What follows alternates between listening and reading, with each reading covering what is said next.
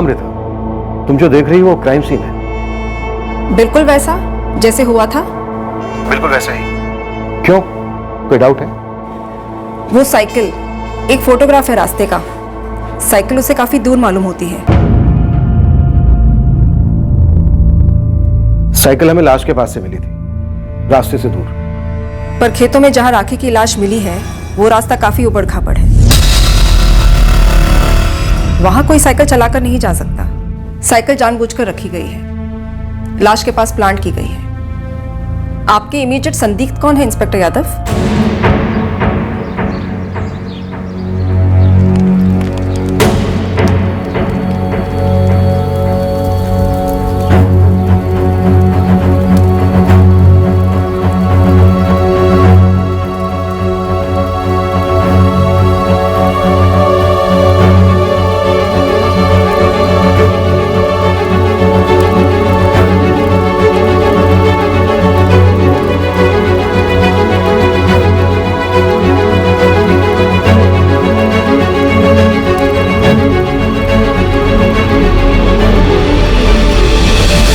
संदिग्ध तो कहीं है अमृता, पर अभी तक हाथ में कोई ठोस सबूत नहीं है।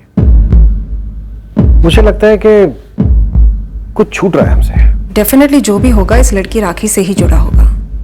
लेकिन ये राखी की साइकिल इंस्पेक्टर, इस साइकिल की क्या कहानी है?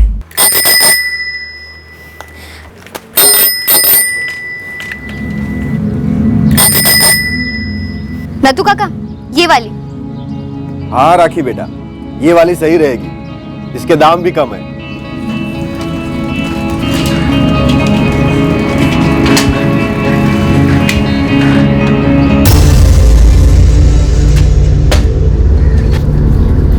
बाबा, अब साइकिल चलाकर काम पर जाओगी? हाँ बाबा, शेयर ऑटो के पैसे बच जाएंगे ना। अपनी माँ का हाथ बटाओगी तो काफी सर दर्द बचेगा हम सबका। और ये काम पर जाना जरूरी क्यों है? हाँ, क्योंकि मुझे पढ़ाई करनी है आगे बाबा, और उसके लिए पैसे तो कमाने पड़ेंगे ना। तू समझती नहीं है। तू जो करने चली है वैसा होता नहीं कभी। सही नहीं है ये। पर बाबा, जो मैं कर रही हूँ और जो करना चाहती हूँ, जब मुझे उसमें कुछ गलत नहीं लगता तो मैं उसे क्यों छोड़ूं?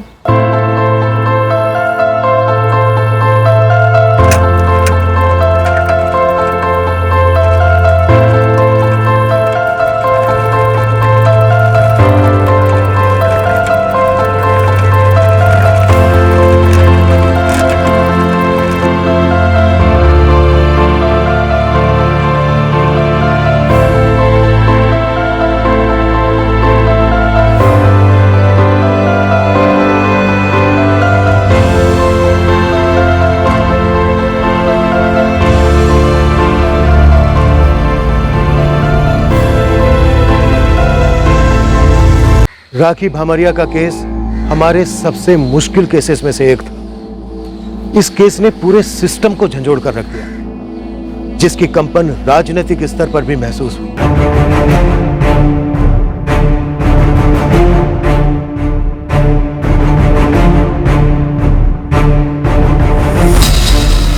तहकीकात में ढील बरती जा रही है क्योंकि पीड़ित लड़की दूसरी जाति से थी। जाहिर है कि पुलिस बड़ी जाति के गुनहगारों को छूने से भी कतराती है। मेरा सुझाव है कि यह केस सीबीआई को सौंप दिया जाए। एक एसआईटी गठित की जाए। स्थानीय पुलिस भामरिया परिवार को न्याय नहीं दिला पाएगी। चंद्रोनी गांव की रहने वाली 19 वर्षीय राखी भामरिया हर रोज भोलागंज कस्बे में काम पर जाती और शाम को लौटती। 11 सितंबर 2017 को राखी अपने घर नहीं लौटी थी।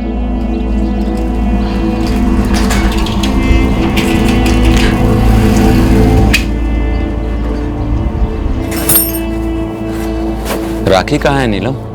लौटी नहीं अभी तक। 6:45 बज रहे। वही तो, अब तक तो आ जाना चाहिए था। आप जरा विनय जी को फोन लगा के पूछिए ना, अभी अंधेरा होने को है, अकेली साइकिल पे कैसे आएगी? और खरीदो साइकिल, मना किया था मैंने, लेकिन राखी सुनती कहाँ है। हेलो, विनय जी, रामलाल बोल रहा हूँ। हाँ जी रामलाल जी बोलिए। राखी अभी तक निकली नहीं क्या?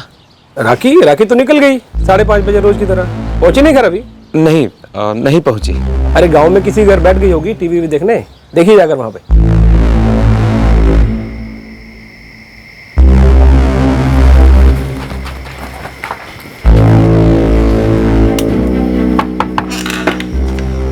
रामलाल जी, शिफा जी, वो राखी आई थी क्या आपके यहाँ टीवी देखने के लिए? बिजली तो अभी 10 मिनट पहले आई है, अभी तक तो टीवी शुरू भी नहीं किया। क्या हुआ, राखी घर पर नहीं पहुंची क्या? रमेश, तू इस तरफ जा और देख, हर घर में जाकर पूछना, ठीक है? चल।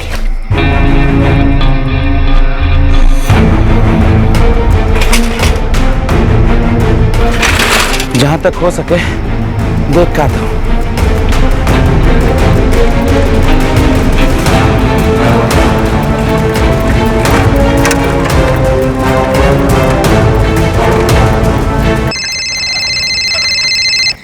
हेलो रामलाल चाचा, मैं रीतू बात कर रही हूँ। राखी घर पहुंची कि नहीं? कहाँ बेटा, उसी को ढूंढने तो निकले। लेकिन चाचा, राखी घर के लिए तो निकली थी।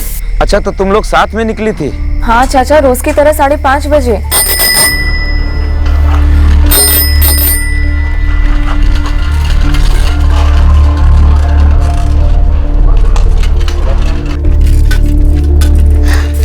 चल राखी, कल मिलते हैं। बाय। मैं अपने गांव की तरफ मुड़ गई थी और राखी अपने चंद्रोल की तरफ। लेकिन नीतू बेटी, राखी तो घर पहुंची ही नहीं, कहीं और जाने की बात कर रही थी क्या? नहीं तो।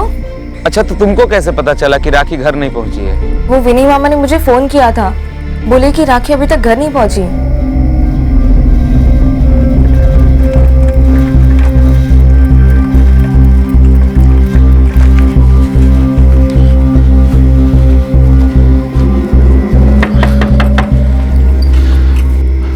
बिरजू, राखी तुमको कहीं दिखाई दी है क्या? कब रामलाल चाचा? आज शाम 5:30 के आसपास। उसी वक्त विनय जी के दुकान से घर के लिए निकली थी। भोलागंज के रास्ते में कहीं दिखाई दी क्या तुमको? चाचा, आज तो मैं भोलागंज की तरफ गया ही नहीं था। क्यों, क्या हुआ? राखी घर नहीं आई क्या? नहीं आई। उसकी सहेली नीतू कह रही है कि वो चंद्रौनी के लिए ही निकली है। हम तो बहुत दूर तक देखकर चले आए, कहीं दिखाई नहीं दी। चाचा, किसी और दोस्त के घर पर तो नहीं रुक गई? और किसके घर पे रुक सकती है? राखी को मोबाइल नहीं दिया है क्या? नहीं, गांव के हर एक घर में जाकर पूछा, चंद्रौनी स्टेशन पर भी ढूंढा, कहीं नहीं मिली। पर बाबा, दीदी स्टेशन क्यों जाएगी? कहाँ जाने वाली है तुझको बताई थी क्या? नहीं बाबा। बोला था मैंने, इतनी दूर जाकर काम वाम करने जाने की जरूरत नहीं है, पर सुनती नहीं है। बोला था साइकिल वाइकिल मत खरीदो, फिर भी ली। जो मन में आया करती है। कोई सिर्फ अपनी मर्जी की सोचा करे तो दूसरों का क्या हाल होगा? देखिए, मेरे तो हाथ पैर ठंडे पड़ रहे हैं। मेरा माथा गर्म हो रहा है और खून भी खौल रहा है। भूख लगा हुआ है, खाना निकालो। जी, बच्ची अभी तक घर नहीं लौटी है। तो रात भर हम भूखे बैठे, सोए नहीं। कल सारा काम वाम छोड़ छाड़ के उसको फिर से ढूंढने निकलेंगे, ठीक है? रोटी बनाएगी कि नहीं?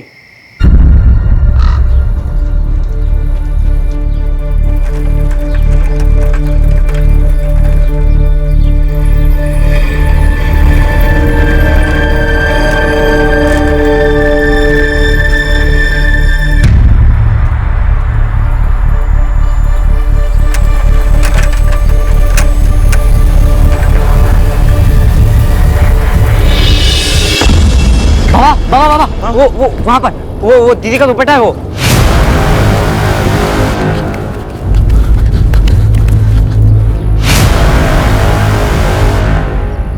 बाबा, ये तो दीदी का ही है।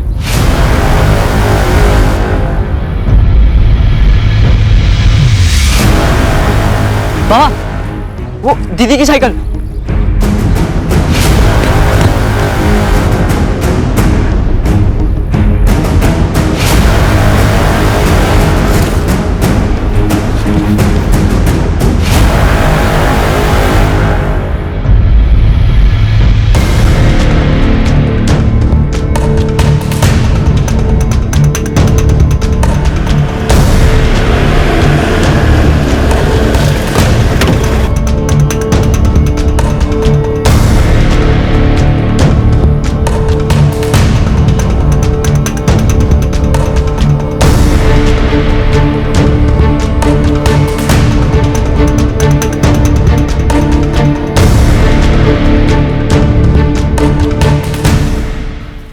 अपनी चंद्रौनी की लड़की है साहब, राखी भामरिया, और वो बैठा है इसका बाप रामलाल, और उसके बराबर में बैठा है इसका भाई रमेश।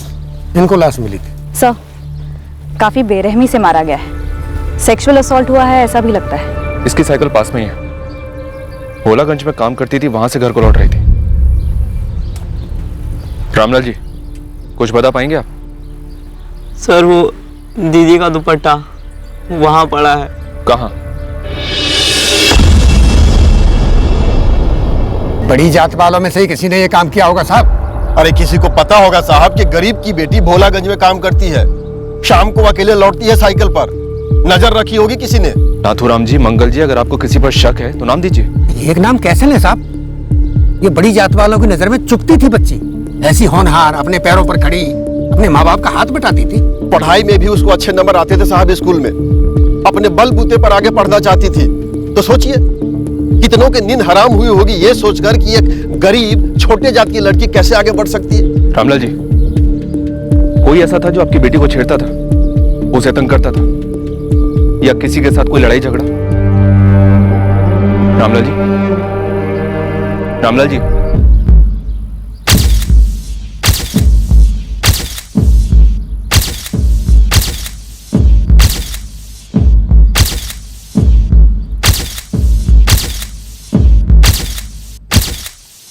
गैंगरेप हुआ है इंस्पेक्टर, काफी ब्रूटल, कम से कम 2 लोग होंगे। फिर गला घोटा गया? हाँ, पर लड़की खूब लड़ी होगी, काफी फाइट बैक की होगी। हाथ के नाखून टूटे हैं, पर लड़की आसानी से नहीं टूटी होगी। पूरी बॉडी पर निशान है, पीट पीट कर रेप हुआ है इंस्पेक्टर। हो सकता है 2 से ज्यादा लोग हों। ऐसा कह सकते हैं कि लड़की ने आखिरी सांस तक काफी हाथ पैर चलाया होगा। 4:30 बजे तक खेतों से सारे मजदूर चले जाते हैं, काफी सुनसान हो जाता है वो इलाका जहां पर यह हुआ। लड़की चिल्लाई भी होगी मदद के लिए। हाँ, जितना स्ट्रगल हुआ है उससे तो ऐसा ही लगता है। क्राइम सीन से हमें ऐसा कोई कपड़ा नहीं मिला जिससे मुंह बंद किया गया, लेकिन किसी ने चीखें सुनी हो ऐसा भी कोई सामने नहीं आया। मैडम, हम इस पॉइंट से अपने अपने रास्ते गए थे, मैं उस तरफ, राखी उस तरफ, रोज की जैसे। तुम और राखी गहरे दोस्त हो? जी, स्कूल से। क्या कोई तुम लोगों का पीछा कर रहा था उस दिन? शायद 2 या 3 आदमी जो शायद राखी के पीछे पीछे उस तरफ गए हैं।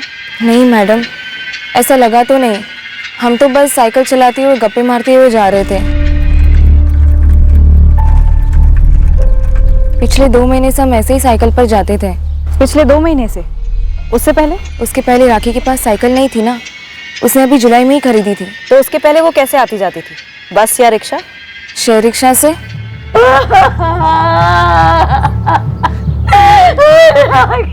तू फिक्र मत कर रामलाल, ये बड़ी जात वाले हमारे बच्चों को ऐसे कुचल नहीं सकते। देखना, छोड़ेंगे नहीं।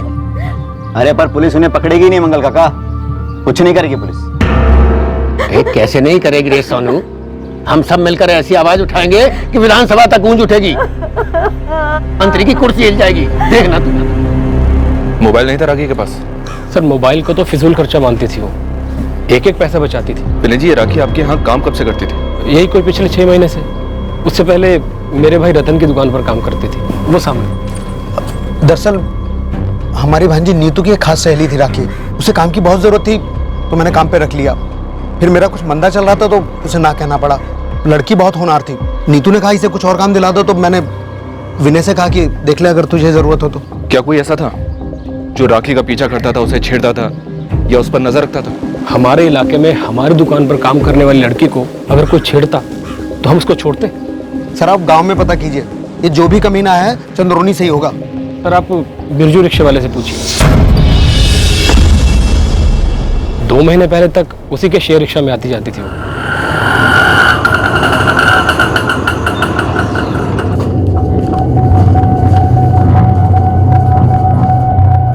पिछले 2 महीने से राखी अकेले साइकिल से चंद्रौनी से भोलागंज आती जाती थी। कौन था जो मौका ढूंढ रहा था? तेरे गांव का था कोई जो राखी के पीछे था? नाम बोल बिरजू। साहब ऐसे पक्का कैसे किसी के बारे में बोल सकता हूँ? तो कच्चा बोल दे। किसने बताया कि तू और राखी 12वीं तक एक ही क्लास में थे और 2 महीने पहले तक राखी तेरे ही रिक्शा से आती जाती थी? हाँ साहब, मैं ज्यादा चंद्रौनी और भोलागंज के बीच ही अप डाउन करता हूँ।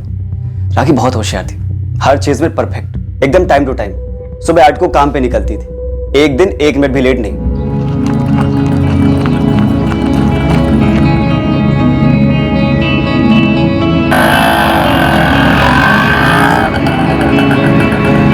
हर शाम को ठीक 5:30 को वो भोलागंज रिक्शा स्टैंड पे आ जाती थी, जहां मैं अपना रिक्शा लगाता हूँ साहब। सोचकर ही सुन पड़ जाता हूँ साहब कि राखी के साथ किसी ने ऐसा कुछ कर दिया। किसी पर शक? स्कूल से, गांव से या कहीं और से? या कोई ऐसा जिसने राखी को कभी छेड़ा हो या प्रपोज किया और राखी ने मना कर दिया हो? गांव में एक सोनू साहू है साहब, बड़ा हीरो बन रहा है, बोलता आवाज उठाएंगे, ये करेंगे, वो करेंगे। साहब इस आवाज में एक चीज दब रही है। तो अब तू क्यों उस चीज को दबा रहा है? बोल सीधे। सोनू राखी को चिढ़ाता था, जब देखो आए लड़का ऐसे करके बुलाता था उसे।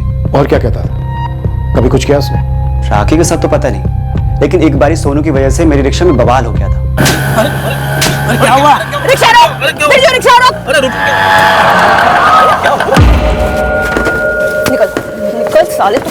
समझता क्या तू अपने आप? समझता क्या? क्या कर रही है कमला तू? क्या हुआ कमला? क्या हाथ घुमाते घुमाते कहीं पे भी हाथ लगाएगा तू? हाँ? क्या पकड़ी है तू? सोनू चल माफी मांग। अबे माफी तो तू मांग। 3 के बजाय 4 को बिठाता, कभी 5 को। साला हाथ रखने का जगह नहीं रहता है। तो मेरे सीने पे हाथ रखेगा बेशरम साले। हो गया कमला बस। सोनू ने कभी राखी को छेड़ा था? कभी कोई झगड़ा वगड़ा हुआ था दोनों के बीच? झगड़ा तो हुआ था साहब, रामलाल चाचा ने तो राखी की ही क्लास ले ली थी।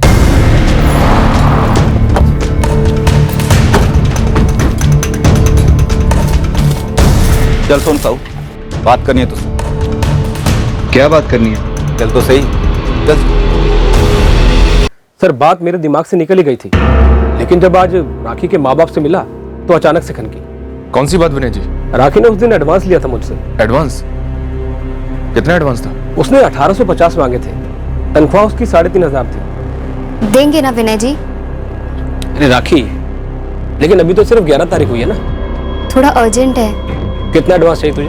1850। रुक, अब सर पैसे किस लिए चाहिए थे ये तो मैंने पूछा नहीं, उसकी अपनी कमाई थी। लेकिन हमें तो कोई पैसे नहीं मिले, न लाश के पास न कपड़ों में। सर क्राइम सीन पर भी और जब बॉडी पोस्टमार्टम के लिए गई तब भी मैंने दोनों बार चेक किया था सर। राखी के पास कोई पैसे नहीं निकले थे। दरअसल मैं उसका मोबाइल फोन ढूंढ रही थी। रकम छोटी थी, हमलावर भी छोटे मोटे चोर हो सकते हैं कंचन। हो सकता है कि लूट के साथ साथ उन्हीं लोगों ने रेप और मर्डर भी कर दिया। सर छोटे लुटेरों के लिए भी रकम काफी छोटी थी, और अगर लूट का इरादा था तो कोई ऐसा होना चाहिए जिसे मालूम था कि राखी ने उसी दिन एडवांस लिया था। शायद कोई जान पहचान का हो। एंगल तो सोचने वाला है। वैसे घर वालों की कंडीशन क्या है? सर कंडीशन जैसी भी हो, मुझे लगता है हमें उनसे जल्द से जल्द बात करनी चाहिए। पता तो चले राखी ने उस दिन एडवांस क्यों लिया था। ये क्या बात हुई साहब? आपने हमारी बिरादरी के लड़के को उठा लिया? मेरा सोनू शरारती है, लेकिन इंसान है, हैवान नहीं। अरे आप लोग अभी तक बड़ी जात वालों के मोहल्ले में भी नहीं गए हो साहब, और उल्टे हमारे ही जात के लड़के को फंसा रहे हो। देखिए नाथुराम जी, मंगल जी, ब्रजेश जी, हमने सोनू को ऐसे ही नहीं उठाया, हमें कुछ खबर मिली है। हम भी तो सुने।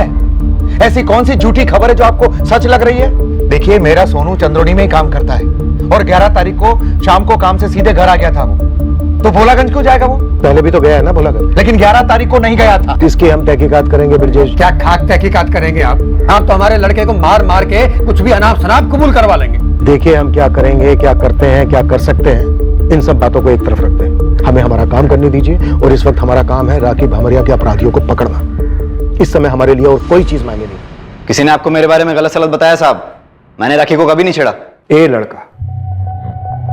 लड़का यही कहकर छेड़ता था ना तू राखी को? वो छेड़ता नहीं था साहब, चिढ़ाता था बस, क्योंकि वो लड़कों जैसी हरकतें करती थी और लड़का बनने की कोशिश करती थी, इसीलिए वो तुम 2-3 लड़कों पर भारी पड़ी, काफी लड़ी।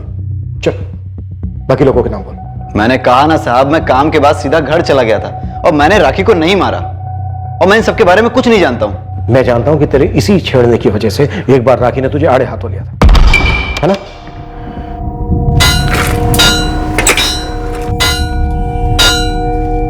ए सोनू, क्या बोला रे तू? मैंने क्या बोला? अभी जब मैं यहाँ से गुजरी तो तू क्या बोला? मैं यहाँ पे काम कर रहा हूँ, समझी? मैंने क्या बोला तुझे? फट्टू साला। अब बोल, क्या बोला? लड़का बोला। ए लड़का, ओए लड़का। खुश? लड़कों जैसी हरकतें तो लड़का ही बोलेगा ना। अरे रे बोल, अब बोल ना। राखी हाथ छोड़। अब क्यों नहीं बोल रहा है? बोल रहा, हाथ छोड़ मेरा। राखी बेटा छोड़ इसे, छोड़। आज के बाद अगर आते जाते फुसफुसाया ना तो ये उंगली नहीं हाथ तोड़ दूंगी। छोड़ इसे, छोड़। इसके मुंह मत लग। चाचा के बोलने पे लिहाज कर रही हूँ, वरना दांत तोड़ देती आज तेरे। चल काम कर। और उस दिन के बाद से उसे चिढ़ाना छोड़ दिया था साहब।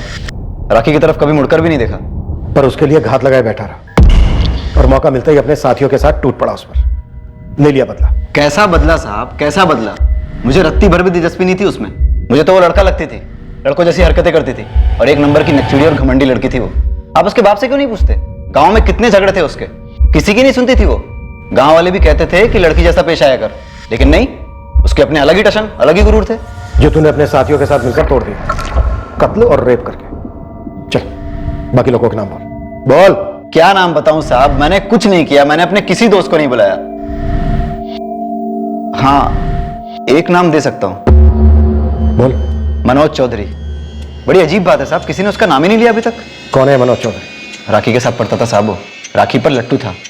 11 सितंबर को चंद्रुनी में ही था वो, उसके बाद से नहीं दिखा। मुझे नहीं पता राखी ने विनय जी से एडवांस क्यों लिया था। तुझे कुछ पता है? कुछ बोली थी राखी? राखी कुछ बताती नहीं थी, कुछ सुनती नहीं थी। 12वीं के बाद यहाँ से 10 किलोमीटर दूर भोलागंज में नौकरी कर ली। मैंने उसे मना किया, समझाया कि लड़की है, उसे काम पे जाने की जरूरत नहीं है, लेकिन वो सुनी नहीं। फिर वो साइकिल खरीद ली तनख्वाह से, ऐसे ही एडवांस लेकर। मैंने तब भी टोका था, फिर भी नहीं सुनी। हमेशा अपने मन मर्जी की करती थी। हमने सुना है राखी आगे पढ़ना चाहती थी, इसलिए काम कर रही थी, कॉलेज के लिए पैसे जुटा रही थी। बड़े बड़े सपने देखती थी वो, अपने दायरे में रहना नहीं आता था उसको। मैं जिला परिषद में चपरासी, ठीक ठाक गुजारा हो जाता है हमारा, लेकिन राखी पे तो कॉलेज का भूत चढ़ गया था। हमेशा ऐसे सपने देखती थी जो हमारी औकात से बाहर थे। नौकरी करोगी? हाँ बाबा, आगे पढ़ना है तो बस उसी के लिए पैसे जमा करूंगी। 12वीं तक तो पढ़ चुकी है, ये नौकरी करने की, पढ़ाई करने की क्या जरूरत है? 19 की हो गई है। अब तो अपनी बिरादरी का कोई अच्छा सा लड़का ढूंढकर तुम्हारी शादी करवा देते। बाबा मुझे अभी शादी नहीं करनी है, दिल्ली जाकर पढ़ना है, पीएचडी करना है। अपने बाप का मजाक उड़ा रही है। नीलम, क्या है ये? राखी, महीने के आखिर में आटे दाल के पैसे नहीं होते हैं। ये क्या सपने देख रही है तू? इसीलिए तो नौकरी करूंगी ना माँ, पैसे बचाऊंगी, कॉलेज के लिए अप्लाई करूंगी, स्कॉलरशिप लूंगी। इतना पढ़कर क्या हासिल कर लेगी? पापा जो हासिल करना होगा वो, लेकिन ऐसे बिना पढ़ाई किए, बिना डिग्री के तो कुछ हासिल नहीं होगा ना। पढ़ना ही है तो दिल्ली विल्ली जाने की क्या जरूरत है? पास के किसी कॉलेज में चली जा, नंबर हो ना हो, अपनी बिरादरी का कोटा है। मैं अपने समाज में बात करके तुम्हारा सर्टिफिकेट बनवा लूंगा, फिर आराम से दाखिला हो जाएगा। बाबा मुझे आराम से कुछ नहीं चाहिए, 2-3 साल काम करूंगी और देखना उसी कॉलेज में अप्लाई करूंगी जहां मुझे पढ़ना है, वो भी बिना किसी कोटे के। क्यों? शर्म आती है तुमको हमारी बिरादरी पर? बड़े लोगों की बराबरी करना चाहती है? तू किसी भी कॉलेज में दाखिला ले ले, लेकिन उन लोगों के बीच कभी दाखिला नहीं मिलेगा तुझे। बाबा आप बिल्कुल गलत समझ रहे हैं मेरी बात को। मुझे किसी से कोई बराबरी नहीं करनी और किसी के बीच एडमिशन नहीं लेना है। मैं जो हूँ बहुत खुश हूँ। मैं जो करना चाहती हूँ उसका बोझ आप पर नहीं डालना चाहती, उल्टा आपका बोझ कम करना चाहती हूँ मैं, और करूंगी। ये बोझ रमेश पढ़ लिख कर अपने सर ले लेगा। अब इतने बुरे दिन नहीं आए मेरे कि मैं अपनी बेटी की कमाई खाऊं। मैं इस सोच को नहीं मानती बाबा। रमेश भी पढ़े, आपका सहारा बने, पर मैं भी तो करना चाहती हूँ। और वैसे नीतू ने मुझे नौकरी दिलवा दी है उसके मामा जी की दुकान पर, भोलागंज में है। 3,500 रुपये पगार मिलेगी, थोड़ा पढ़ाई के लिए बचाऊंगी, बाकी रख दूंगी आपके हाथ में। बताइए क्या गलत है इसमें? मुझे नहीं पता किसे इतनी नफरत थी मेरी बेटी से, किसको उसने इतना गुस्सा दिलाया होगा कि उसके साथ ऐसा किया। मुझे सिर्फ इतना मालूम है कि मेरी बेटी हमेशा अपनी मनमर्जी की करती थी। उसके लिए जो डर लगता था मुझे, उसे न कभी दिखता न सुनाई देता। और ये उसकी माँ, ये भी उसको कुछ नहीं समझा सकी। ये एडवांस लेने के पीछे कोई खास कारण था क्या रामलाल जी? बता तो चुका हूं आपको, हमें कुछ नहीं मालूम। रमेश, तुझे कुछ पता है? हाँ, आपने कहा ना कि एडवांस लिया था राखी ने, तो मुझे याद आया कि उसने कहा था कि उसने विनय मामा से एडवांस लिया था। किस लिए लिया था उसने एडवांस नीतू? और उस शाम को जब तुम लोग घर के लिए निकले थे, तब क्या वो पैसे राखी के पास थे? वो मुझे नहीं मालूम मैडम, पर उस दिन राखी खाने पर नहीं आई थी, वरना हम हमेशा दोपहर का खाना साथ में ही खाते थे। वो कहीं गई थी और जब मैं खाना खत्म कर रही थी तभी राखी आई। नीतू, ये रे तेरे 350। मैंने मांगी थोड़ी ना थे, बाद में दे देती। पर है तो तेरे ही ना, रख ले। मैंने आज ही विनय जी से ना एडवांस लिया है। मुझे ये नहीं पता था कि राखी ने कितना एडवांस लिया था, बस उसने मेरे 350 रुपए लौटा दिए थे। तुमसे पैसे क्यों लिए थे राखी ने? दरअसल मैडम, राखी ने पिछले महीने अपने छोटे भाई रमेश के लिए मेरी दुकान से कुछ किताबें खरीदी थी, एक्स्ट्रा स्टडी मटेरियल, उसी के लिए लिया होगा। तब राखी के पास पैसे नहीं थे, मैंने उसे उधार दिए थे। तुमने कहा 11 सितंबर को वो खाना खाने नहीं आई थी, तो वो कहाँ गई थी, किससे मिलने गई थी, कुछ बताया था उसने? नहीं मैडम, नहीं बताया। मुझे लगा कि वो साइबर कैफे गई होगी, वो वहाँ काफी जाती थी। नीतू, तुम्हारे और राखी के स्कूल में एक मनोज चौधरी था। हाँ था, लेकिन मैं उससे उतनी क्लोज नहीं थी। राखी क्लोज थी? क्लोज मतलब? क्लोज मतलब वैसे कोई चक्कर था उनके बीच? मनोज चौधरी?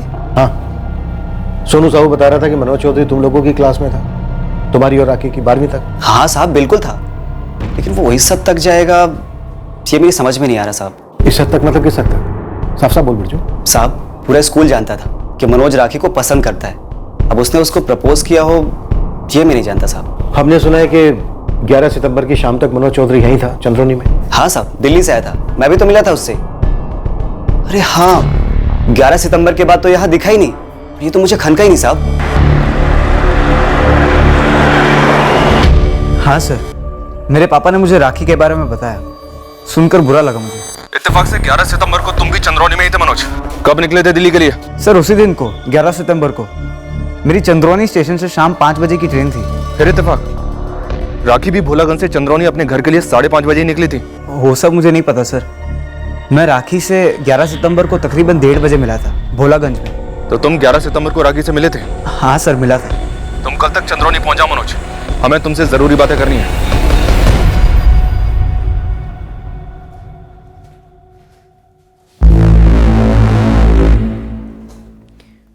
सर, राखी जिस साइबर कैफे में अक्सर जाया करती थी वो विनय की दुकान के पास ही है। 11 सितंबर को भी वो वहां गई थी, रजिस्टर में एंट्री है उसकी। राखी के पास फोन नहीं था, शायद इंटरनेट पर वो किसी के टच में हो। सर, मैंने साइबर कैफे के मालिक को कहा है राखी कौन सी साइट्स विजिट करती थी, उसकी पूरी ऑनलाइन हिस्ट्री निकाले। ये मनोज चौधरी कल तक दिल्ली से आ जाना चाहिए सर। कोई स्कूल वाला माजरा तो नहीं? कोई रिजेक्टेड प्रेमी जिसने किसी के साथ मिलकर हमला किया हो बदला लेने? सर, राखी की अब तक जो तस्वीर उभरी है वो एक मजबूत और निडर लड़की की है। बिल्कुल सही तस्वीर उभरी। पोस्टमार्टम रिपोर्ट के हिसाब से राखी ने हमलावरों के साथ काफी फाइट बैक किया था। सर, घर वाले गांव वाले राखी को एक ही नसीहत देते थे कि ऐसे पेश आओ जैसी की लड़कियों से उम्मीद की जाती है, डरी सहमी सी रहो, जिद्दी मुंहपट नहीं।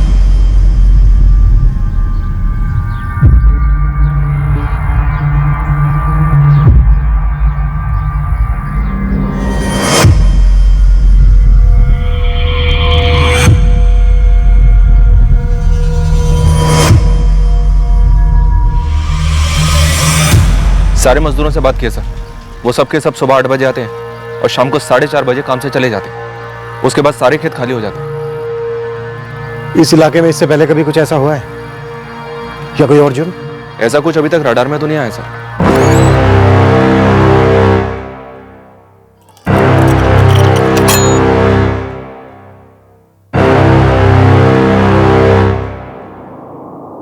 हिस्ट्री शीटर्स पर कोई लीड? अभी तक तो कोई नहीं सर, वैसे खबरी काम पर लगे हुए हैं, पर अभी तक ऐसा कोई भी केस सामने नहीं आया सर जिसमें एक लूट का मामला गैंगरेप या मर्डर में तब्दील हो गया हो। सर, राखी ने नीतू को 350 रुपए दिए थे उस दिन, यानी उसके पास बचे 1500 रुपए।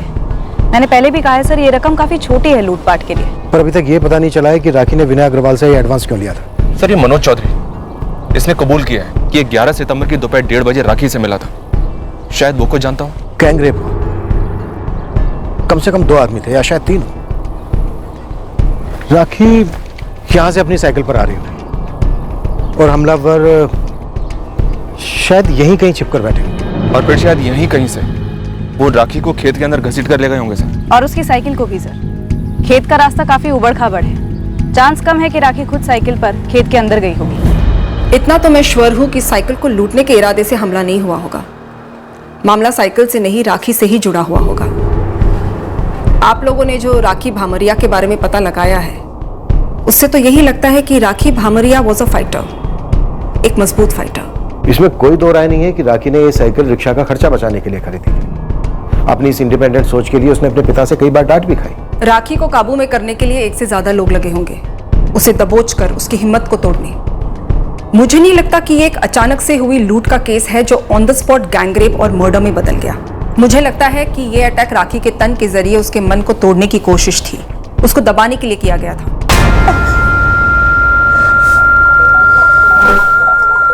तुम में से किसी को नहीं छोड़ूंगी मैं, एक एक को देख लूंगी, समझे? आपका मतलब है राखी पर हमला करने भेजे गए थे? संभावना है राखी पर हमला करने की पूरी प्लानिंग के साथ आए होंगे। प्लान था तो कोई जान पहचान का हो सकता है। एक चीज मैं दावे के साथ कह सकती हूँ, वो लोग राखी को जिंदा छोड़ना नहीं चाहते थे।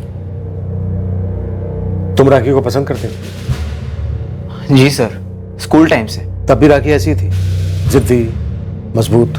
हाँ सर, हमेशा से ऐसी ही थी, गलत कभी बर्दाश्त नहीं करती। क्या राखी भी तुम्हें पसंद करती थी? राखी ने कभी बोला नहीं, मैंने कभी पूछा नहीं, ना अपनी फीलिंग्स उसे बताई। क्यों? सर अच्छी फ्रेंडशिप थी हमारी। मुझे डर था कि अगर मैंने उसे प्रपोज किया और वो नाराज हो गई तो फ्रेंडशिप भी टूट जाएगी। तुम्हें ऐसा क्यों लगता था कि राखी नाराज हो जाएगी? सर जहाँ तक मैं राखी को समझता था, उसे लाइफ में कुछ करना था, उसे पढ़ना था, उसका फोकस सिर्फ पढ़ाई पे था। मनोज, 11 सितंबर को यहाँ से 10 किलोमीटर दूर भोलागंज में तुम राखी से छिपकर क्यों मिले? यहीं क्यों नहीं मिले चंद्रोनी में? जबकि 6 सितंबर से तुम अपने घर पर ही थे यहाँ चंद्रोनी में। यहाँ मिला था सर, लेकिन थोड़े टाइम के लिए। एक्चुअली राखी नहीं चाहती थी कि कोई देखे हमें साथ में, और बेकार में 2 और 2 5 जोड़े। इसीलिए दिल्ली जाने से पहले मैं उसे भोलागंज मिलने गया। मिलने का कारण? राखी को दिल्ली के कॉलेजेस के बारे में कुछ जानकारी चाहिए थी। वो जॉब इसीलिए कर रही थी ताकि वो अपने आगे की पढ़ाई के लिए पैसे जोड़ सके। Thank you. राखी, तुझे तो कहीं पे भी एडमिशन मिल सकता है कोटे से, तो तूने कास्ट सर्टिफिकेट बना लिया ना? नहीं। हाँ तो जल्दी से बना ले, आजकल ऑनलाइन हो जाता है सब कुछ। मनोज, मुझे एडमिशन ना सिर्फ अपने मेरिट पर चाहिए। बाबा के ऊपर फीस का बोझ नहीं डालना चाहती मैं, इसलिए 2 साल अच्छे से कमाऊंगी और फिर आगे पढ़ाई करूंगी। तुम एक हेल्प करोगे मेरी? हाँ बोलना। श्योर। एक मिनट। ये विश लिस्ट है कॉलेजेस की जहाँ मैं पढ़ना चाहती हूँ। इनके फर्स्ट सेमेस्टर की और हॉस्टल की फीस पता करनी है मुझे। तुम पता करके ईमेल कर दोगे? मैंने वेबसाइट चेक किए पर वहाँ पर फी ब्रेकर मेंशन नहीं है। सुन, अगर तुझे कोई और हेल्प चाहिए, मतलब लोन समझ कर। नहीं नहीं, ऐसी कोई बात नहीं है, मुझे बस ये एक ही हेल्प चाहिए, बाकी सब मैनेज कर लूंगी मैं। राखी बहुत पसंद थी सर मुझे। उस दिन मुझे भी ऐसा लगा था कि शायद वो भी मुझे कुछ ऐसा कहेगी, लेकिन उसने ऐसा कुछ नहीं कहा, एक जरा सा हिंट तक नहीं दिया मुझे। वो तो बस college fees, research facilities, professors, इसी के बारे में बातें कर रही थी, क्योंकि मैं दिल्ली में पढ़ता हूँ। मनोज, कोई आइडिया राखी ने उस दिन अपने मालिक से एडवांस क्यों लिया था? एडवांस? नहीं सर, मुझे कैसे पता होगा? हमारे बीच तो सिर्फ एकेडमिक्स के बारे में बातें हुई थी, एक वर्ड यहाँ वहाँ का डिस्कस नहीं किया हमने। कोई और था तुम्हारे अलावा जो राखी को पसंद करता था? मैं ऐसे किसी को नहीं जानता सर जो राखी को लाइक करता था और उसके ना कहने पर उसके साथ ऐसा कुछ करे। ऐसे किसी को जानते हो जिसे राखी ने ना कहा हो? नहीं सर, उस जगह पे इस तरह का कभी कोई हमला नहीं हुआ और ना ही कोई लूट जिसे इस केस से जोड़ सके। गाँव क्या कहता है? कुछ नहीं, ठंडा सर। पर हमें कुछ तो चाहिए गुरु। सर मुझे लगता है ये जो लूट वाला एंगल है उसे आप किनारे कर दो। ये कोई करवाया गया मर्डर लगता है। गैंगरेप मत भूल। सर ये कोई पहली बार तो होगा नहीं कि लड़की की सुपारी उठाने वालों ने कॉन्ट्रैक्ट से बाहर जाकर अपनी हवस को पूरा किया। अबे गुरु, अगर ये किराए के बंदे थे तो ये नामुमकिन है कि तुझे इसकी बू ना लगी हो। कोई तो था जो राखी को जान से मारना चाहता था, उससे बदला लेना चाहता था। ये सोनू साहू जो राखी को अक्सर छेड़ता था, उसे काफी तोड़ा है हमने। इस मनोज को भी टटोला। अब ये तो कंफर्म हुआ है कि मनोज चंद्रौनी से शाम को 5 बजे की ट्रेन में बैठा था, लेकिन कहीं कोई एंगल बन नहीं रहा है। इस पर हमें जल्द ही कोई ना कोई लीड चाहिए ही चाहिए। मामला काफी गर्मा रहा है जात पात को लेकर। सर मैं और गहरा जाता हूँ, कुछ ना कुछ निकाल कर आऊंगा जरूर। तब तक आप इस राखी की सहेली नीतू से दोबारा बातचीत कीजिए। क्यों, कुछ सुना तूने? ना नहीं, पर सर जवान लड़कियां, सहेलियां, काफी कुछ बातें होती होंगी। हो सकता है नीतू कुछ छुपा रही हो। कैसे गुरु? सर, साइबर कैफे में राखी की सर्फिंग हिस्ट्री चेक की। सिर्फ और सिर्फ कॉलेज की वेबसाइट्स विजिट हुई हैं या फिर एडमिशन फॉर्म्स डाउनलोड हुए हैं। कभी किसी से कोई चैट वैट नहीं हुई। सर उस दिन राखी का एडवांस पैसे निकालना, ये मुझे कुछ खटक रहा है। आखिर क्यों एडवांस निकाला होगा राखी ने? लूट के सारे हिस्ट्री शीटर्स को एक बार फिर से बारीकी से टटोल। हो सकता है ये सारा मामला वाकई में 1500 रुपए की लूट का हो और हम ऐसे ही बिना बात के गोल गोल चक्कर काट रहे हैं।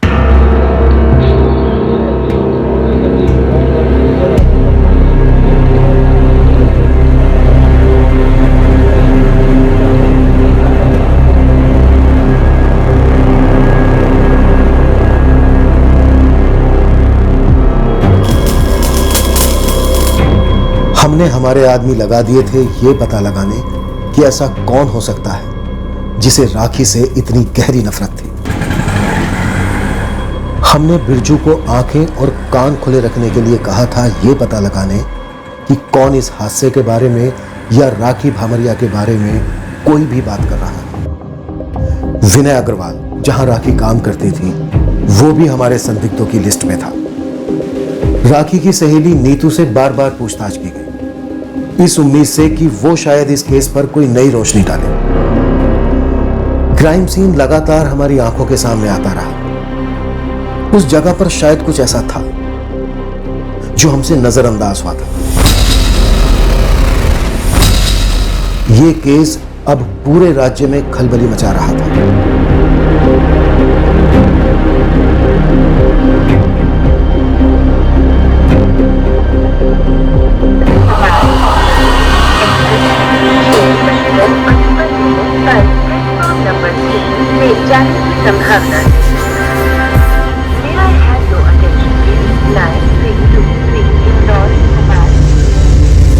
नीलम जी, राखी अपनी पढ़ाई के पैसे अलग करके बाकी के पैसे आपके हाथ पर रख देती थी। राखी ने कुछ तो बताया होगा इस एडवांस के बारे में। नहीं बताया साहब, लेकिन अगर राखी ने पैसे लिए थे तो किसी जरूरी काम के लिए ही लिए होंगे। फिजूल खर्ची नहीं करती थी मेरी बच्ची, बोलूं तो भी नए कपड़े नहीं लेती थी, एक शौक पूरा नहीं करती थी। हमें राखी के बारे में अब तक यही पता चला है कि वो काफी होनहार लड़की थी, अपने लिए और घर के लिए कुछ करना चाहती थी। काफी हिम्मत वाली लड़की थी, अपने फैसले खुद लेती थी और उन पर कायम रहती थी। क्या इसी वजह से राखी को मार डाला गया कि वो एक लड़की होने के बावजूद किसी की सुनती नहीं थी? और उतने के लिए सब कोई इतना गलत क्यों करेगा मेरी बेटी के साथ, और फिर जान से मार डालना क्यों? क्योंकि किसी को दिक्कत थी, गहरी दिक्कत थी कि राखी किसी की सुनती नहीं थी, अपने पैरों पर खड़ी थी, आगे बढ़ रही थी। ऐसा कौन हो सकता है साहब? आपके पति रामलाल काफी नाखुश थे ना राखी के स्वावलंबी स्वभाव से। काफी गुस्सा था उन्हें राखी की सोच से, नहीं?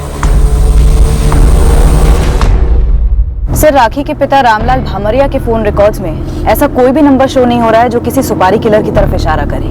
जब हमने रामलाल का नाम आगे किया तो तुम्हें राखी की मां के इनकार में उसकी आवाज में कोई हिचकिचाहट महसूस हुई? नहीं सर, वो पूरी तरह शॉक्ड थी। उसके चेहरे को देखकर बिल्कुल भी ऐसा नहीं लगा कि उसे कुछ मालूम हो और वो उसे छुपाने की कोशिश कर रही है।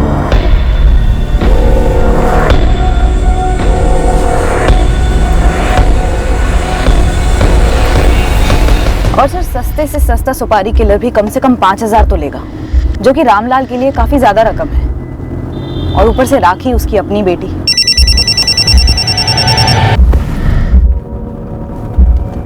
हाँ राठौड़, राखी भामरिया क्राइम सीन पर कल शाम को कुछ हुआ? वैसा ही? जी नहीं सर, हमला हुआ है 2 लोगों पर।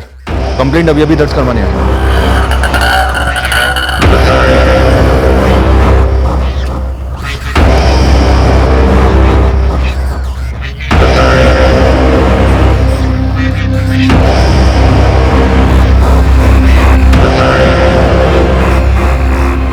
सर, ये सागर पाल है और ये इसका छोटा भाई राकेश पाल, दोनों पर हमला हुआ कल शाम। सागर, राकेश, किसने हमला किया तुम दोनों पर? चंद्रौनी के 3 बदमाश थे, बहादुर सिंह, त्रिभुवन सिंह और ललन परदेसी। साहब, हम तो अपना भोलागंज से लौट रहे थे, हमें मारा और लूट भी लिया साहब। ये जहां भी है, जो भी है, तीनों को उठा लो तुरंत। जहां राखी पर हमला हुआ था लगभग उसी जगह पर 3 लोगों ने एक लूट में भाग लिया था। ऐसा लग रहा था कि शायद राखी भामरिया के केस में हमें एक ब्रेक थ्रू मिलने जा रहा है। पुलिस ने बहादुर सिंह, त्रिभुवन सिंह और ललन परदेसी तीनों को अंदर कर लिया है। और वो 2 भाई सागर और राकेश, उन्हें जब मैं थाने छोड़ने जा रहा था तो बता रहे थे कि इन तीनों ने खूब कूटा है उन्हें। तीनों बड़ी जाति के, और पुलिस यह हमारी बस्ती में ढूंढ रही थी। भला अपनी बिरादरी की लड़की के साथ कोई ऐसा करेगा? देखना आप लोग, पता चलेगा कि इन तीनों ने ही कांड कर दिया था राखी के साथ।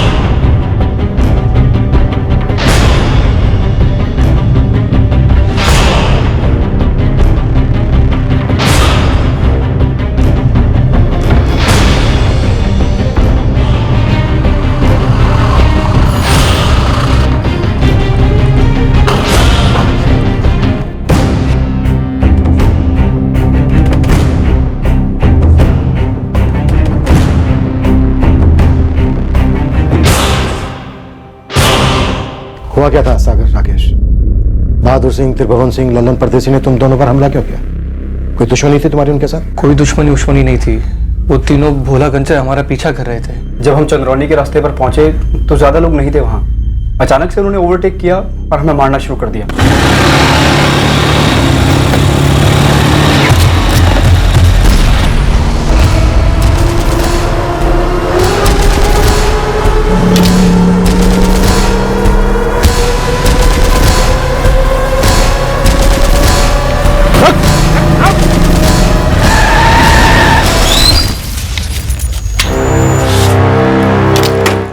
क्या है भाई? चल नीचे उतर। क्या चाहिए भाई तुमको? जब कालीगर दादागिरी है क्या?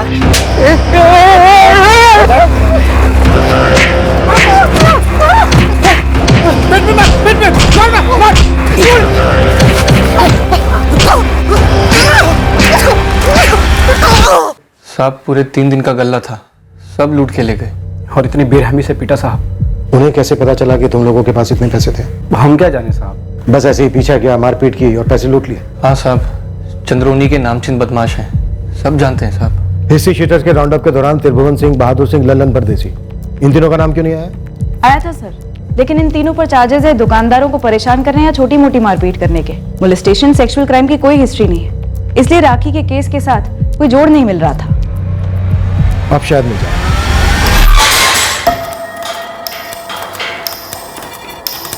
अरे साहब, वो लोग झूठ बोल रहे हैं साले। पंगा उन्होंने लिया था। उन्होंने लड़ाई शुरू की थी तो हमने जवाब दे दिया साहब। जवाब देने में पैसे लूटने भी शामिल होता है। साहब वो जानबूझ कर गलत कट मार रहे थे, यूज पास में से। भगा त्रिभुवन भगा, और तेज चला। साहब हम बाइक से गिर सकते थे, बहुत चोट लग सकती थी हमें। इसी गुस्से में साहब थोड़ा ज्यादा हाथ पैर चल गए। जब गुस्से में हमारे हाथ पैर चलते हैं ना, तो सामने वाले का क्या हाथ होता है उसकी झलक दिखाऊं? हम उनसे माफी मांग लेंगे और उनके पैसे वापस लौटा देंगे। राखी भामरिया को कैसे लौटाओगे?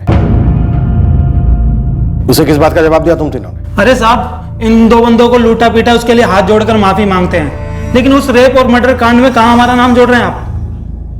गुंडे साहब, वैसे ही नहीं। उस शाम को तो हम चंद्रौनी में थे ही नहीं साहब। सागर और राकेश पाल जिंदा बच गए। हिम्मत करके उन्होंने शिकायत लिखवाई, पर राखी ने दहाड़ लगाई होगी, बोली होगी कि तुम तीनों को वो छोड़ेगी नहीं, इसलिए उसको वहीं खत्म कर दिया। तुम में से किसी को नहीं छोड़ूंगी मैं, एक एक को देख लूंगी, समझे? नहीं साहब, हम वहां पर थे ही नहीं और ऐसा कुछ भी नहीं हुआ था। फिर क्या हुआ था? साहब हमने उस लड़की के साथ ऐसा कुछ किया ही नहीं, कसम से साहब। हाँ साहब, उस दिन तो हम लोग वहां थे ही नहीं। राखी की लाश से सीमेंट सैंपल्स मिले 3 आदमियों के, संभाल के रखा हमने। तुम तीनों के साथ मैचिंग की जाएगी, उसके बाद सारा सच अपने आप बाहर। नहीं साहब, ऐसा कुछ भी नहीं हुआ था साहब। आप जबरदस्ती हमें उस कांड में घसीट रहे हैं साहब। साहब हमने पहले ऐसा कोई कांड किया ही नहीं है। अकेली लड़की देखी और झपट पड़े उस पर, उसके बाद जो 1500 रुपए थे वो भी लूट लिए। हमने कुछ नहीं लूटा साहब, हमने कुछ नहीं किया साहब। मौका है तुम तीनों के पास, जो भी सच है बोल दो, नहीं तो हमारा डंडा सच बुलवाएगा, और अगर डंडा सच नहीं बुलवा पाया तो बाकायदा सबूत बोले। उन तीनों को हमारे हवाले कर दो मैडम, हम छोड़ेंगे नहीं उन्हें। हम पहले से कहते आ रहे हैं कि उस तरफ के लोगों का काम है। हाँ मैडम जी, ये तीनों ना बड़े बदमाश है। पांडे साहब को भी मैंने बोला था कि ऐसा कर सकते हैं। अरे 2 भाई तो मेरी भी पूरे दिन की कमाई लूटी है इन्होंने। अगर ये लोग राखी के गुनहगार हैं तो हमें सख्त से सख्त सजा दिलवाएंगे। अगर ये लोग गुनहगार हैं तो ये साबित करने के लिए हमें ठोस सबूत चाहिए होंगे। और क्या सबूत चाहिए मैडम जी आपको? सागर पाल और राकेश पाल मर्द हैं, इसीलिए उन्हें लूटा और पीट कर छोड़ दिया। राखी लड़की थी तो उसके पैसे लूटे और उसके बाद उसकी इज्जत लूटी, जान से मार दिया, फांसी पर चढ़ा दो उनको। तुम तो बीच में बोलो मत सोनू, खुद औरतों को छेड़ने की भद्दी हरकत करते हो। ये कतई मत समझना कि तुम हमारे शक के घेरे से बाहर हो। हद करती है मैडम। आप पुलिस उनका पूरा का पूरा साथ दे रही हम लोगों को दबाने के लिए। हमारे गांव की बच्ची के साथ इतना बुरा हुआ और उसका गुनाह हम लोगों पर थोपने चलिए आप। आप तो तीनों को हमारे हवाले कर दो मैडम, गांव की चौपाल पर खड़ा करके तीनों से कबूल करवाएंगे कि ये काम उन्होंने किया है।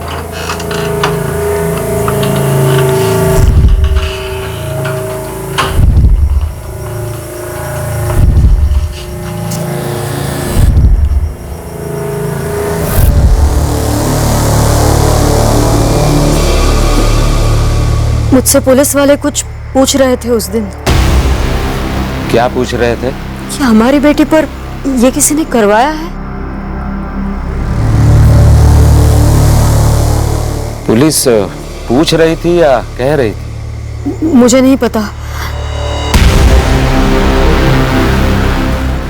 ये उन तीनों ने किया है जो पकड़े गए हैं। तुम्हें क्या लगता है मुझे पता होगा?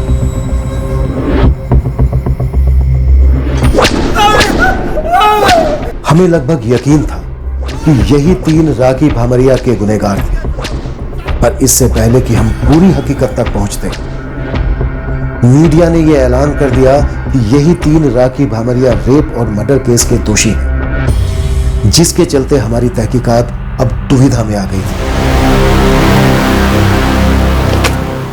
देखा चाचा, सच्चाई दुनिया के सामने आ गई। बेकार में सब मुझ पे ही शक कर रहे थे। भाई ये तो समझे कि इन 3 गुंडों ने ये कांड किया था, लेकिन पुलिस कह रही है राखी 1,500 रुपए लेके निकली थी भोलागंज से। रामलाल भाई और नीलम भाभी को पता ही नहीं था कि इतने पैसे उसने अपने मालिक से क्यों लिए थे। भाई सच कहूँ ना, ये राखी भी कुछ कम नहीं थी। रास्ते में कुछ कहा सुनी हो गई होगी उन बदमाशों से, और मुंह फटू ने जवाब दे दिया होगा। सही कह रहे हो भैया। उन 3 गुंडों ने 2 बारी मेरे रिक्शा को भी रुका के पैसे मांगे थे, मैंने तो चुपचाप दे दिए। राखी को भी चुपचाप दे देने थे पैसे, तो शायद आज उसके साथ ऐसा नहीं होता। क्या ये कांड उस गर्मा गर्मी का नतीजा था जो उस रास्ते पर शायद राखी और उन 3 हमलावरों के बीच हुआ था? हम इस बारे में अब भी अंधेरे में थे। क्या राखी पर हमला एक सोची समझी साजिश के तहत हुआ था? ये तभी पता चलता जब वो तीनों अपना मुंह खोलते।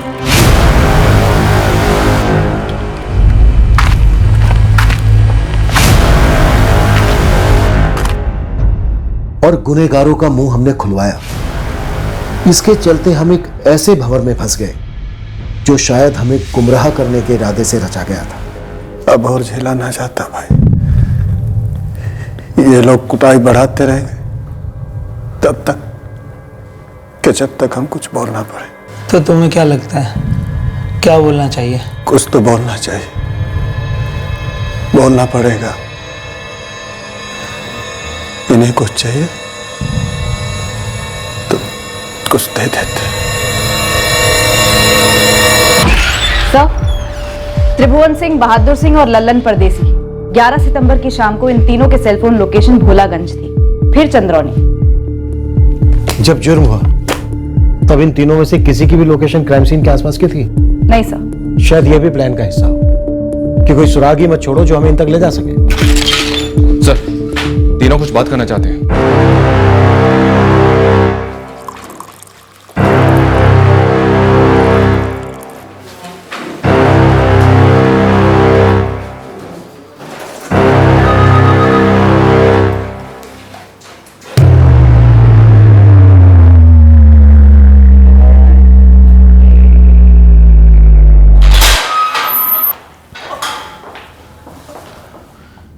साहब,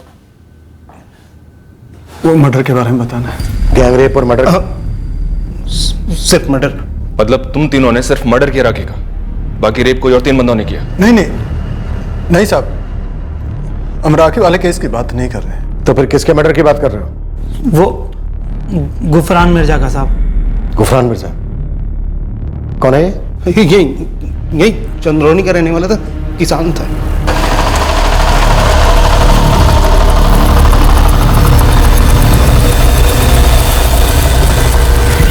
इस कृषि दर्शन के लिए मेरे पास टाइम नहीं है। जब इस सच है फटाफट बोल दो, वरना यहीं इसी लॉकअप में काट दूंगा। यही बोलना था साहब, सिफा मिर्जा का पति था ये।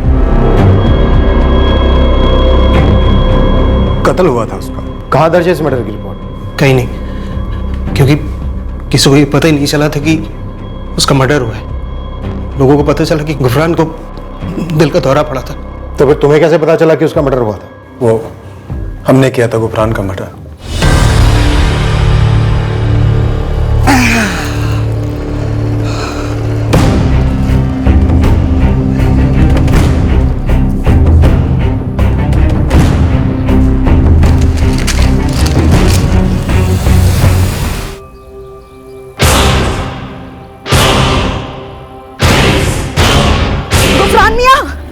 गुफरान मियां, अरे कोई है? कोई है? मदद करो। गुफरान मियां को दिल का दौरा पड़ा है। शिफा मिर्जा ने हमें 50,000 रुपए दिए थे अपने पति को मारने के लिए। साहब सबने मान लिया गुफरान की मौत दिल का दौरा पड़ने से हुई है और उसे दफना दिया गया। और उसके साथ ही सारे मामले भी दफन हो गए, किसी को कोई शक भी नहीं हुआ। कब की बात है ये? 1 साल हो गया साहब। पूरे 1 साल के बाद तुम लोगों का ज़मीर जागा, वो भी तब जब राखी भामरिया रेप और मर्डर केस में तुम लोगों का पर्दाफाश होने को है। मालिक, हमने राखी भामरिया के साथ कुछ नहीं किया, कसम से कह रहे हैं साहब। हम सब फंस गए यहाँ पे साहब। हम मानते हैं साहब कि हम लोगों को लूटते हैं, उनसे पैसे वसूलते हैं। हमने सागर और राकेश को भी लूटा, आज तक हमने किसी लड़की की इज्जत नहीं लूटी साहब आज तक हमने एक ही मर्डर किया है, वो भी गुफरान का, और वो भी साहब सामने से सिफा मिर्जा ने 50,000 रुपए देते इसलिए कि। राखी की सुपारी कितनी की थी और किसने दी थी? अरे साहब जब सुपारी ली ही नहीं तो कैसे बताएं? 1 साल बाद 3 गुनहगार एक दूसरे जुर्म के लिए पकड़े गए थे। पूरी संभावना थी कि वो राखी के गुनहगार भी हो सकते थे, पर तीनों सामने से एक दूसरे जुर्म को कबूल रहे थे। हमें शक था कि एक चाल थी हमें गुमराह करने की, और एक सवाल यह भी था कि क्या गुफरान मिर्जा के कत्ल की खबर सच भी थी या नहीं। झूठ बोल रहे वो लोग साहब। मेरे शौहर की मौत दिल का दौरा पड़ने से हुई थी, मैं खुद वहां मौजूद थी। सरासर झूठ बोल रहे वो लोग। वो लोग झूठ क्यों बोलेंगे शिफा? 1 साल में चंद्रोनी गांव में कितने लोगों की मौत हुई होगी, और वो सिर्फ तुम्हारे शौहर के बारे में ही झूठ क्यों बोलेंगे? मैं क्या जानूं साहब, सारी दुनिया जानती कि राखी के केस में पकड़े गए वो लोग, तो हो सकता है ना अपने आप को बचाने के लिए वो कोई मनगढ़ंत कहानी बना रहे होंगे। इसमें बेकार में मुझे घसीट रहे हैं। गुफरान शिफा को तलाक देकर मुझसे निकाह करने वाला था, क्योंकि शिफा को बच्चे नहीं हो रहे थे। मैं चौंक गई जब मुझे पता चला कि गुफरान की दिल का दौरा पड़ने से मौत हो गई।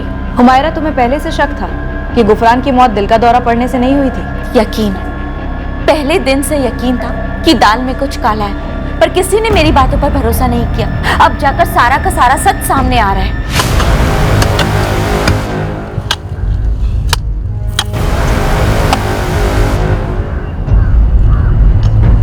अननेचुरल डेथ थी, गले के बगल वाली हड्डी टूटी है, गला घोंटते वक्त ऐसा हुआ होगा। डॉक्टर, अगर मौत गला घोंटने की वजह से हुई है तो जब मर्डर हुआ तब गले पर उंगलियों के निशान भी रहे होंगे। बिल्कुल रहे होंगे। हैरत की बात है, जब मौत का पता चला, जब लाश को दफनाया गया, तब कहीं पर भी किसी ने भी नोटिस कैसे नहीं किया? शिफा, तुम्हारे शौहर की लाश को कब्र से बाहर निकालकर जांचा गया। यह साबित हो चुका है कि गुफरान की मौत एक मर्डर था। झूठ वो लोग नहीं बोल रहे, झूठ तुमने बोला। एक मर्डर को दिल का दौरा बताया। हुमायरा मिर्जा ने भी कबूल किया है कि तुमने गुफरान मिर्जा को क्यों मरवाया। देखो, अब सच कबूल करने के अलावा तुम्हारे पास कोई दूसरा रास्ता नहीं। सर, शिफा ने कबूल कर लिया है कि उसी ने बहादुर सिंह, त्रिभुवन सिंह और लल्लन परदेसी को 50,000 रुपए दिए थे अपने पति गुफरान का कत्ल करने के लिए। अब केस बनेगा, FIR दर्ज होगी, चार्जशीट फाइल होगी। पर इन तीनों ने इस गड़े मुर्दे को क्यों उखाड़ा? राखी के केस को दफनाने, उससे बचने। सर, तीनों को काफी तोड़ा, लेकिन तीनों के तीनों उसी बात पर अड़े हैं कि राखी के केस उनका कुछ लेना देना नहीं है। सर, मुझे लगता है कि वो लोग जानते हैं कि गुफरान मर्डर केस में उन्हें जो सजा हो सकती है उससे कहीं ज्यादा कड़ी सजा उन्हें राखी रेप और मर्डर केस में होगी, क्योंकि ये केस आजकल इतनी चर्चा में जो है। शायद इसलिए गुफरान वाला केस हमें परोस दिया। सोचा होगा 1 साल पुराने केस में सबूत जुटाने में समय लगेगा, तब तक कोर्ट में बेल होती रहेगी और फिर पैतरा बदल कर निकल जाएंगे। काफी शातिर गेम खेल रहे हैं सर ये तीनों। जल्दी हमें इन तीनों को अदालत में पेश करना होगा, और चूंकि राखी के केस में हमारे पास कोई ठोस सबूत नहीं है इनके खिलाफ, पूरे चांसेस हैं कि गुफरान मिर्जा के केस में उन्हें जुडिशियल कस्टडी में भेज दिया जाए। फिर राखी के रेप और मर्डर केस में इन तीनों से पूछताछ करने के लिए इनकी दोबारा कस्टडी हम किस बेसिस पे मांगे? काफी शातिर चाल है। अगर देखा जाए तो गुफरान मिर्जा के केस में उसकी पत्नी शिफा नहीं, उसके कत्ल की सुपारी इन तीनों को दी थी। हो सकता है सर राखी के केस में भी ऐसा ही कुछ हुआ हो। अगर वाकई में ऐसा है तो हमारे पास एक ही संदिग्ध है जिसके पास कारण था राखी को मारने का। शायद वो खुद नहीं कर पाए, इसलिए सुपारी उसने तीनों को दे दी।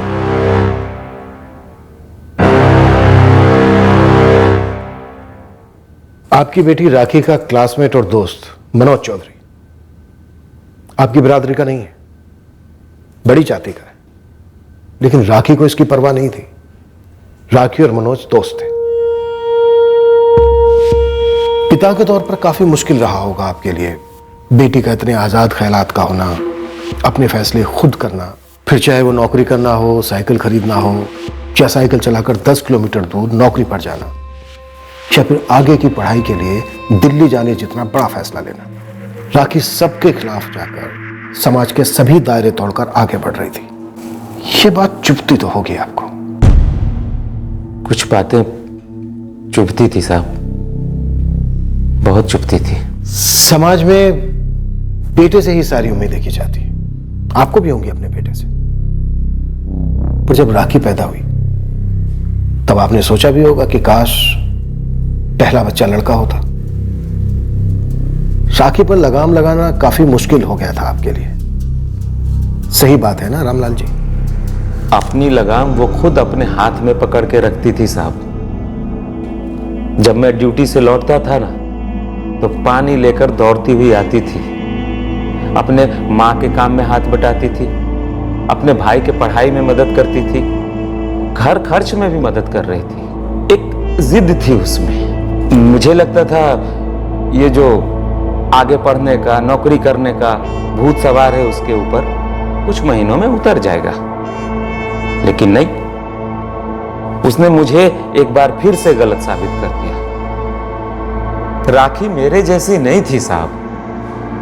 मैं तो ये सोचकर बड़ा हुआ हूं कि मैं किसी की बराबरी नहीं कर सकता, या तो बड़े लोगों की मदद मिले या फिर सरकार की। लेकिन मेरी बेटी राखी, उसे किसी की मदद नहीं चाहिए थी। उसे जो कुछ भी चाहिए था अपने बलबूते पर हासिल करना चाहती थी साहब। राखी जिस शाम घर नहीं लौटी, आपने ये नहीं सोचा कि पुलिस में खबर करनी चाहिए? अगले दिन सुबह राखी को ढूंढने निकले, रात पर सिर्फ इंतजार किया। मुझसे ही गलती हो गई साहब। मुझे उसी शाम शिकायत दर्ज करवा देनी चाहिए थी। मुझे उसकी चिंता थी, लेकिन भरोसा भी था साहब कि राखी अपना ख्याल खुद रख सकती है। मैंने तो सोचा भी नहीं था साहब कि राखी के साथ ऐसा कुछ हो जाएगा। मैंने तो सोचा था कि किसी काम से रुक गई होगी कहीं। रात भर? क्या दिन क्या रात साहब, तब कुछ पता ही नहीं चला। मानता हूं कि मुझसे गलती हुई है साहब, लेकिन आप लोग जैसा सोच रहे हैं ना, वो भी गलत है। मैं अपनी बेटी की जिद और खुली सोच से गुस्सा नहीं था, मुझे उसकी फिक्र थी। मैं जानता हूं साहब, आप लोग मुझ पे ही शक कर रहे हैं कि मैंने उन तीनों को पैसे दिए राखी को मारने के लिए। अब इस पे मैं क्या बोलूं साहब? वैसे आप सही कह रहे थे साहब। नीलम जब पेट से थी मैंने लड़का ही चाहा था, लेकिन राखी पैदा हुई। राखी के पैदा होने से मैं दुखी नहीं हुआ था साहब। वो मेरा खून थी, मेरी अपनी बेटी थी वो, और मैं अपनी बेटी राखी के लिए इंसाफ चाहता हूं साहब। जिसने भी मेरी बेटी के साथ ये सब किया है, आप बस बता दीजिए कि पक्का इन्हीं लोगों ने किया है। अकेले सबको मार डालूंगा साहब, सबको मार डालूंगा साहब। हमारी टीम को नाकाम बताकर इस केस से निकालने की मांग के मचे शोर के बीच हमने हमारे तीनों मुख्य संदिग्ध त्रिभुवन सिंह, बहादुर सिंह और लल्लन परदेसी के बाकायदा परमिशन लेकर पॉलीग्राफ टेस्ट करवाया।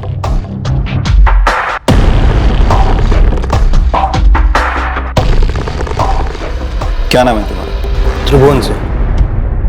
अब तक कितने लोगों को लूटा है तुमने? यही 10-12 लोगों। गुफरान मिर्जा का खून किसने किया? तुमने? हाँ। और राखी भमरिया का रेप और मर्डर किसने किया? तुमने?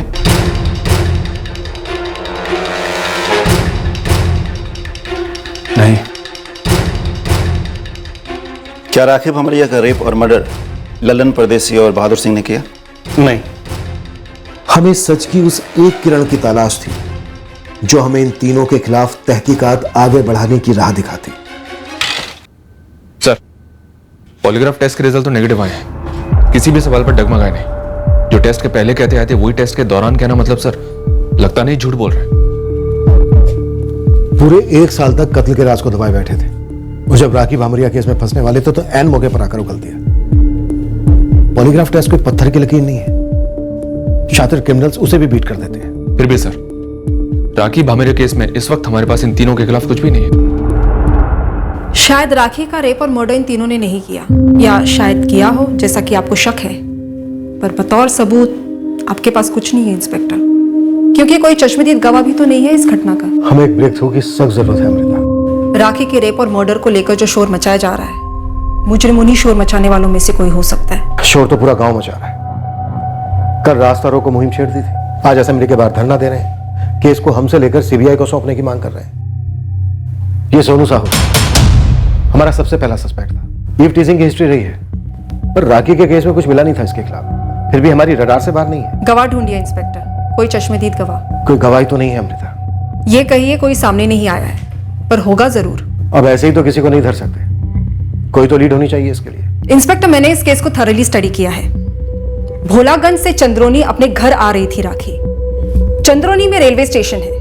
भोलागंज से कई लोग चंद्रोनी स्टेशन आते हैं मिठीपुर जाने के लिए, जहां काफी सारी छोटी बड़ी फैक्ट्रीज हैं। राखी 5:30 बजे भोलागंज में अपनी दुकान से निकलती है अपने घर जाने के लिए अपनी सहेली नीतू के साथ। यहां दुकान से इस पॉइंट तक करीब 20-25 मिनट लगे होंगे उन्हें साइकिल पर, जहां से दोनों अलग अलग होती है अपने अपने घर जाने के लिए। इस पॉइंट से क्राइम सीन तक करीब 25-30 मिनट लगे होंगे उसे साइकिल पर। राखी अकेली साइकिल चलाती हुई इस पॉइंट तक पहुंचती है। 5:30 बजे भोलागंज से निकली अपने घर जाने के लिए, 20-25 मिनट नीतू के साथ, 25-30 मिनट अकेली, 45-50 मिनट टोटली, यानी राखी क्राइम सीन तक 6:15-6:20 तक पहुंचती है। इस वक्त ये साइकिल यहां नहीं होनी चाहिए थी। साइकिल को यहां होना चाहिए था, रोड पर। गैंगरेप और मर्डर करने में मान लेते हैं 30 से 45 मिनट लगे होंगे। अमृता, आप सजेस्ट कर रही हो कि इस 30 से 45 मिनट के दौरान किसी ने देखा होगा? हाँ, मुझे पूरा यकीन है। जैसे मैंने कहा, पास में मिठीपुर में फैक्ट्रीज है। वर्कर्स की शाम की शिफ्ट खत्म होती है उस वक्त। इन 30 से 45 मिनट के बीच वहां से कोई गुजरा ना हो, ना कुछ देखा हो, चीखें तक ना सुनी हो, नामुमकिन। कोई तो जरूर होगा, पर सामने नहीं आ रहा।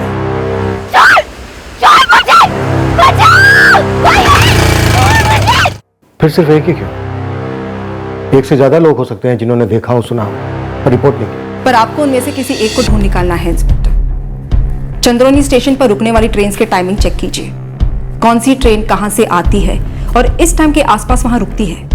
भोलागंज से कौन रेगुलर अप डाउन करता है जो इन 45 मिनट के बीच चंद्रोनी और भोलागंज के रास्ते से रोजाना गुजरता होगा। अंत में हमें पता चलने वाला था कि राखी भामरिया पर हमला करने वाले भी 3 लोग थे,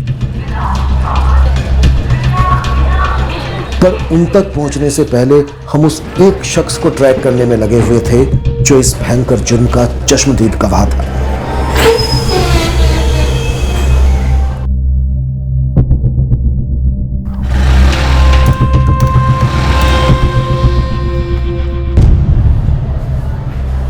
हमारे रडार में कई लोग आ रहे थे।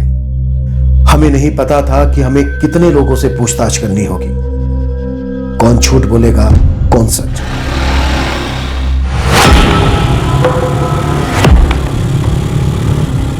आखिर में एक ऐसा शख्स सामने आया जिस पर हमारी शक की सुई टिक गई, पर हम तब भी पक्का नहीं थे कि हमारी शक की सुई सही आदमी पर टिकी थी या नहीं।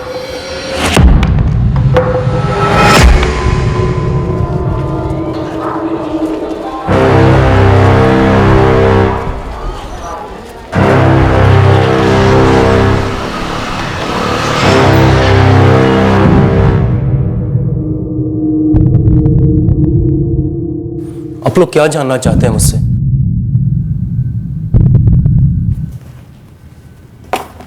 क्या वो ये 3 आदमी थे? मैं समझा नहीं, ये कैसा सवाल है? समझाते हैं सुनील मिश्रा। तुम मीठीपुर बीबी वाइट्स में काम करते हो। तुम्हारी शिफ्ट सुबह 9 बजे शुरू होती है। तुम बिना चूके 8:15 बजे चंद्रोनी स्टेशन पहुंचते हो।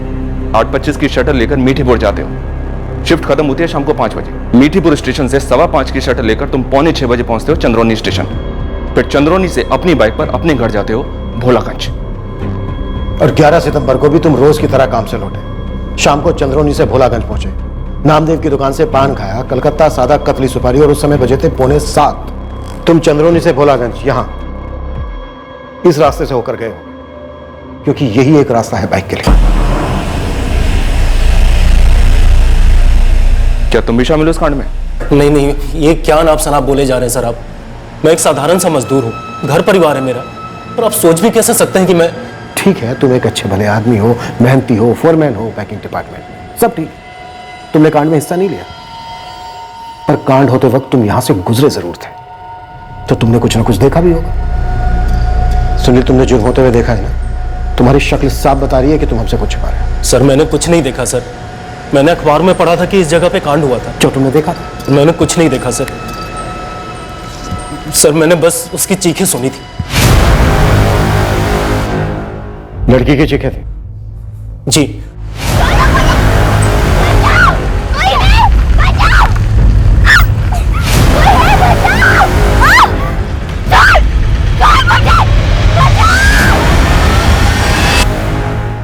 मैंने उसकी चीखें सुनी, समझ नहीं आ रहा था क्या करूं क्या नहीं।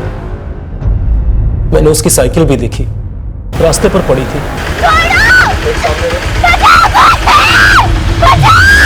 डर गया था, खेतों में से चीखने की आवाजें आ रही थी, मुझे पता नहीं था कितने लोग होंगे। सर मैं बहुत ज्यादा डर गया था सर, और भाग गया वहां से। साइकिल रास्ते से लगकर पड़ी हुई थी? जी। क्या वो ये साइकिल थी? जी यही थी। दिखाओ, कहां पड़ी हुई थी साइकिल? सर यहाँ पर। कितने लोग थे वहां, तुमने देखा उन्हें? सर मैंने किसी को नहीं देखा सर। एक दिन बाद अखबार में पढ़ा, मुझे बहुत शर्म महसूस हुई, कुछ नहीं कर सका। कम से कम आप लोगों को फोन कर देना चाहिए था। सर लानत है मुझ पे। पछताने के लिए अब काफी देर हो चुकी है सुनील, अब बस तुम इतना बता दो कि कौन लोग थे। क्या वो ये तीनों थे? सर मैंने किसी को देखा ही नहीं, तो कैसे बताऊं? जैसा कि मैंने कहा था, साइकिल को रोड से उठाकर खेतों के अंदर क्राइम सीन पर रखा गया होगा, लाश के पास। ये इस मकसद से किया होगा कि रात को रोड पर अप डाउन करने वाले किसी की नजर में ना आए, और अगले दिन सुबह आसपास के खेत मजदूरों के आने तक इस कांड की खबर किसी को ना हो।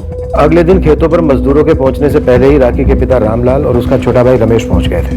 अगर साइकिल रोड पर ही पड़ी रहती रात भर, तो वो रात को ही रामलाल भामरिया की नजर में आ गई होती। मैंने उसके स्टेटमेंट में पढ़ा है कि वो रात को अपनी बेटी राखी को ढूंढने के लिए निकला था। हमने रामलाल को संदिग्धों की लिस्ट से लगभग निकाली थी हमने। तो फिर रामलाल से दोबारा क्वेश्चनिंग कीजिए इंस्पेक्टर। पूछिए उससे कि जब वो अपनी बेटी की खोज में निकला था, क्या रास्ते में उसे कोई मिला था? क्या उसने किसी से पूछा था राखी या उसके साइकिल के बारे में? जब मैं यहाँ पहुंचा अंधेरा हो चुका था, 7 साढ़े 7 बज चुके थे। रास्ते में मैं किसी से नहीं मिला। जब आप ढूंढने निकले थे तब आपने सबसे पहले किससे पूछा था राखी के बारे में? मैडम जैसा कि मैंने आपको पहले भी बताया है कि मैं सबसे पहले शिफा मिर्जा के घर गया, सोचा अब राखी वहां टीवी शीवी देखती होगी। नहीं, आपने कहा था कि आप 8:30 बजे तक राखी को ढूंढ रहे थे। अब आप हमें यह बताइए कि जब आप राखी को रोड पर ढूंढ रहे थे तो सबसे पहले आपने किससे पूछा था राखी के बारे में? पूछता किससे साहब, रोड पर एक आदमी नहीं था। फिर मैं चंद्रौनी स्टेशन गया, वहां पर मैंने विरजू के रिक्शा को जाते देखा।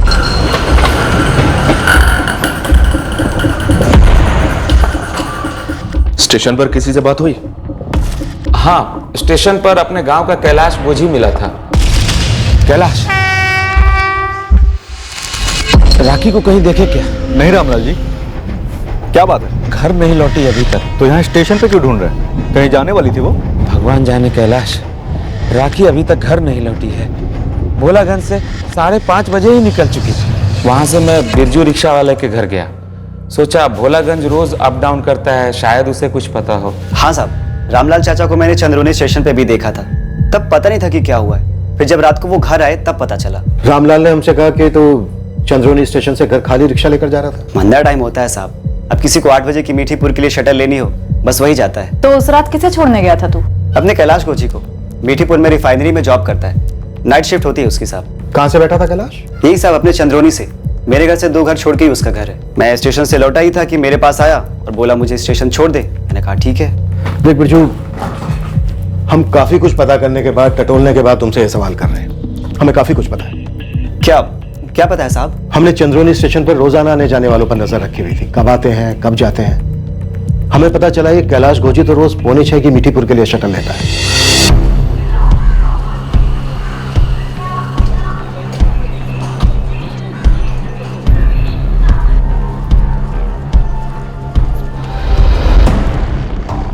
फिर 11 सितंबर को कैलाश घोजी लेट क्यों निकला? साहब मैं क्या चाह रहा हूँ, अब कैलाश को ही पूछिए ना। ठीक है, कैलाश से ही पूछते हैं। तो साहब मैं निकलूं, मेरी सवारी का टाइम हो रहा है। नहीं, थोड़ी देर रुक बिरजू।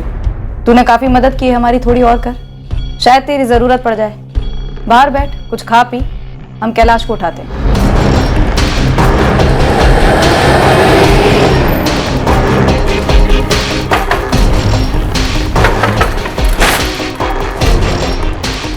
जी ललित कनौजिया हमारे साथ चलो चंद्रोनी थाने। लेकिन क्यों? 11 सितंबर के बारे में बात करनी है। साहब वो दरअसल मेरी तबीयत खराब थी और उस दिन जाने का प्लान भी नहीं था। फिर सोचा कि अगर नहीं गया तो मालिक मचमच करेगा और एक दिन का पगार भी काट लेगा, तो लेट से ही सही लेकिन मैं गया।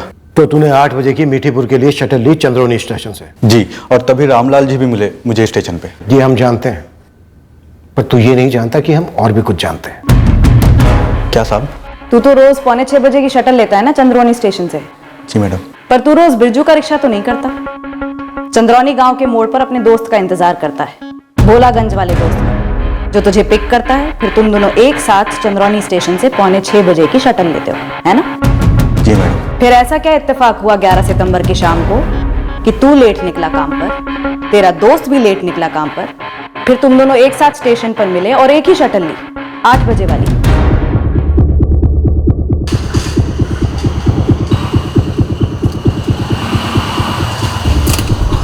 कैलाश तो कुछ बताना भूल तो नहीं रहा है? नहीं साहब, क्या बोल सकता हूँ? यही कि ललित कनौजिया का फोन आया था तुझे शाम को 5 बजे? हाँ साहब, मैंने उस दिन 8 बजे की शटल ली थी मीठीपुर के लिए। मतलब काम पर लेट जाने का प्लान साथ में बना था। प्लान? कैसा प्लान सर जी? मुझे जरूरी काम निकल आया तो मैंने कैलाश को फोन किया शाम 5 बजे। हाँ कैलाश, मेरी राह मत देखना, मैं 5:45 की शटल से नहीं आ पाऊंगा। मुझे बिजली का बिल भरना है और 3-4 काम भी निपटाने। मैं 8 की शटल से आ पाऊंगा। कोई बात नहीं ललित, मैं स्टेशन पैदल ही चला जाऊंगा। रात को ड्यूटी पे मिलते हैं, ठीक है? मुझे लगा था कैलाश रोज की तरह 5:45 वाली शटल से गया होगा, लेकिन जब मैं 8 बजे वाली शटल के लिए चंद्रोनी स्टेशन पहुंचा तो कैलाश को देख थोड़ा चौंक गया। अरे कैलाश, तू भी लेट निकला? हाँ वो लेट हो गया, वो काम में फंस गया था इसलिए लेट हो गया। वो बिरजू है ना अपना, वो रिक्शा वाला, उसने अभी अभी मुझे स्टेशन छोड़ा। अभी याद आया ललित का फोन? हाँ साहब, अभी याद आया। कुछ और याद दिलाएं? उस दिन भी तू ऐसे ही हिला हुआ था, ललित ने पूछा भी था तुझसे। तू ठीक तो है ना कैलाश? हाँ भाई, मुझे क्या हुआ है? नहीं, तेरे चेहरे का रंग उड़ा हुआ है, मानो कोई भूत देख लिया हो। नहीं, ठीक हूँ मैं। कैलाश काफी परेशान लग रहा था उस दिन, मैंने सोचा कोई घरेलू परेशानी होगी। उस शाम को भोलागंज चंद्रौनी रोड पर राखी भामरिया के साथ जो कांड हुआ उसके बारे में कुछ बोला कैलाश ने? कुछ भी नहीं साहब, एक शब्द नहीं। और उस रात ड्यूटी पर भी काफी परेशान लग रहा था वो। जब उल्टा लटका कर डंडे मारेंगे ना तो झेल नहीं पाएगा, हड्डियां टूटेंगी तेरी। जिंदगी भर के लिए खाट पकड़ सकता है, मौत से बदतर जिंदगी होगी तेरी। वो मैं सब। क्या साहब? सीधा सीधा बोल, कौन कौन शामिल था तेरे साथ उस दिन कांड में? मैडम मैं तो बस स्टेशन जा रहा था, मुझे इन सब में घसीटा गया है। किसने घसीटा तुझे कैलाश?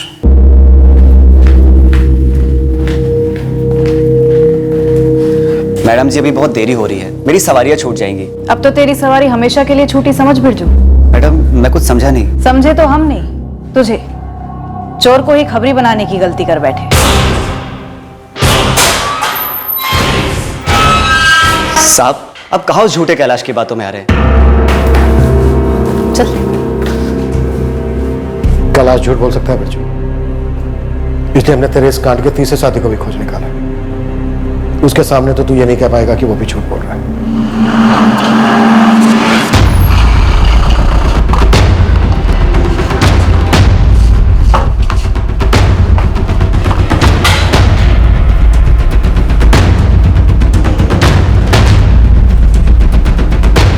अब बोल बिरजू, तेरा इमाम मेरा भाई अजीत भामरिया तो झूठ नहीं बोलेगा ना?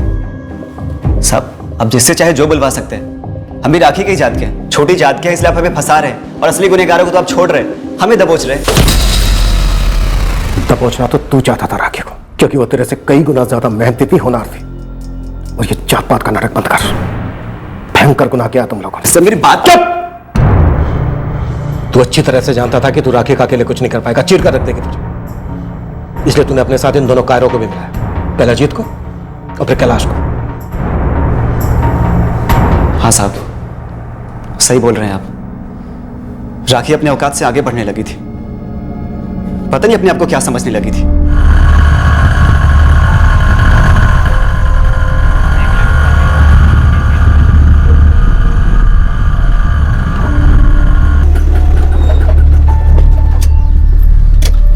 क्या हुआ बिरजू, रिक्शा क्यों रोक दी तूने? राखी आज मैंने जानबूझ कर सवारी नहीं बिठाई। क्यों? बात करनी थी तुमसे। अच्छा जो भी है जल्दी बोलो, मुझे ना देरी हो रही है। स्कूल में मैंने तुम्हें बताया था कि मैं तुम्हें पसंद करता हूँ। और मैंने भी तुझे बताया था ना बिरजू कि मुझे तुझमें कोई दिलचस्पी नहीं है। पर क्यों, क्या खराबी है मुझमें? हाँ एक ही जात के हैं और अच्छा खासा कमा भी लेता हूँ, खुश रखूंगा तुम्हें। मैं वैसे ही बहुत खुश हूँ, तू रिक्शा चालू कर। देख राखी इतना हवा में मत उड़, और ये तू डिग्री वगैरह ले भी लेगी ना तो अभी दूसरे जात के लड़के मुड़ के नहीं देखेंगे। तू भी मत देखना, मुड़कर आगे देख और रिक्शा चला। बोला ना मैंने देर हो रही है मुझे। इस गुरूर के चक्कर में देर ना हो जाए, पता चला कहीं और मैं किसी के साथ सेटल हो गया और तेरी किस्मत में अपनी बिरादरी का कोई बुढ़ा काका आ जाए। मतलब तू नहीं चलेगा? मैं जा रही हूँ। राखी राखी सुन, कल तक सोच समझ के जवाब दे देना, ठीक है? रामलाल चाचा से बात करने आएंगे मेरे माँ बाबा। अरे राखी रुक तो, अरे 10 किलोमीटर चल के जाएगी क्या? आजा छोड़ देता हूँ। लेकिन सिर्फ रिक्शा चलेगा, तेरी जुबान नहीं, समझा? समझा। मैंने राखी को कभी गंदी नजर से नहीं देखा साहब, दिल से प्यार किया। शादी के लिए पूछा था, शादी के लिए साहब, लेकिन वो नक्शड़ी, इतना गुरूर था उसको, घुस गई बात दिमाग में कीड़े की तरह कि गुरूर तोड़ना है साली का। समझना था उसको कि लड़की है, लड़की की तरह रहना सीखे।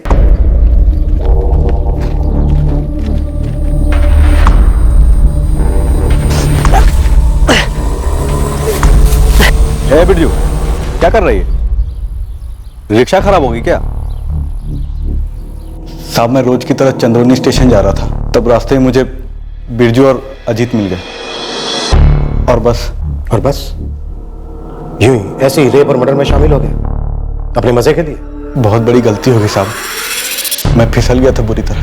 भाई जंगली बिल्ली है वो, हम दोनों से संभलेगी नहीं, फिसल भी सकती है।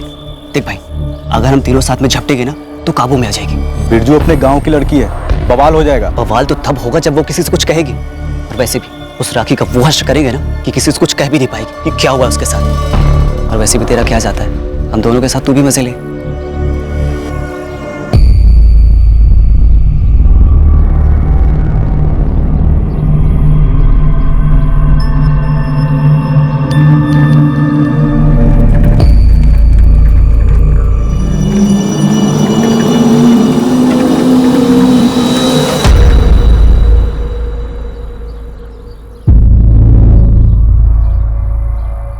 क्या है रे बिरजू? तू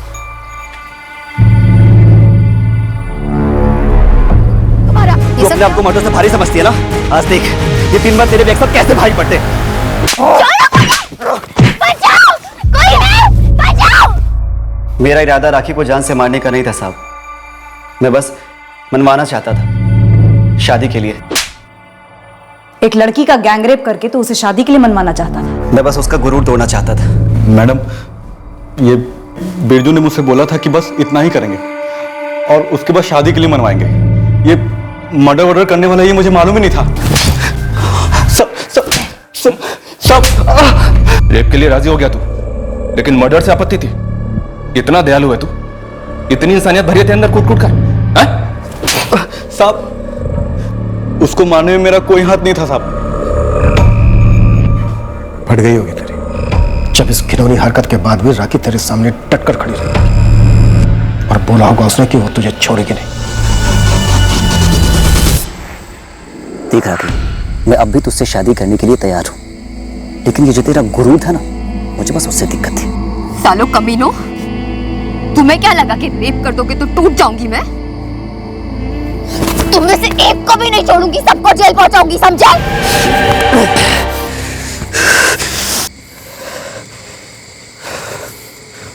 बिरजू तूने कहा था सिर्फ मजे लेंगे। चुप, एकदम चुप। किसी को कुछ पता नहीं चलेगा। अजय तू जा बाहर से साइकिल उठा ला और यही कहीं फेंक दे।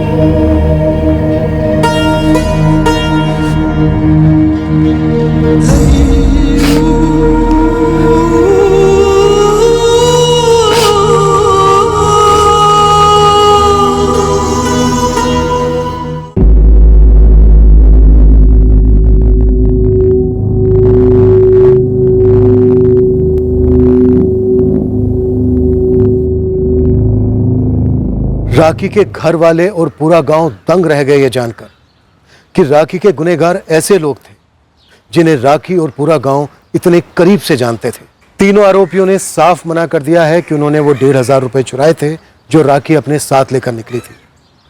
राखी ने अपने मालिक से वो एडवांस किस लिए लिया था, उन पैसों का क्या हुआ, ये अभी भी एक रहस्य है। पर अनुमान लगाया जा सकता है कि राखी ने यह एडवांस या किताबें खरीदने या किसी एडमिशन फॉर्म के लिए या ऐसे ही कोई उपयोगी कारण के लिए लिया होगा। यह संभावना भी है कि कोई क्राइम सीन पर पहुंचा हो, लाश देखी हो और पुलिस को इतला करने के बजाय पैसे लेकर भाग गया हो। तीनों आरोपियों के सीमन सैंपल्स ले लिए गए हैं और उन्हें लाश पर मिले सैंपल्स के साथ मैच किया जाएगा। यह केस सिर्फ कठिन नहीं था, इस केस ने पूरी टीम में गुस्सा और आक्रोश पैदा किया था। एक सक्षम, मेहनती, फोकस्ड और मजबूत लड़की थी राखी भामरिया। इस लड़की ने सहानुभूति और दानशीलता को ठुकराकर अपनी योग्यता को अपना हथियार बनाया था गरीबी का वध करने। ऐसी होनहार लड़की का इतना भयंकर अंत हुआ था। अगर इस लड़की को जिंदा रहने का हक मिलता, मेहनत करने का अवसर मिलता, तो ये लड़की पूरे गांव, पूरे राज्य, पूरे देश का सर ऊंचा कर सकती थी। हमारी तरफ से यही कोशिश रहेगी कि आरोपियों के खिलाफ चार्जशीट फुल प्रूफ बने ताकि कानून उन्हें सख्त से सख्त सजा सुनाए। अगले हफ्ते फिर मिलेंगे एक नए केस के साथ क्राइम पेट्रोल सतर्क में। जय। इस तरह के और भी एपिसोड देखने के लिए हमारे चैनल को सब्सक्राइब करें और बेल आइकन दबाना ना भूलें।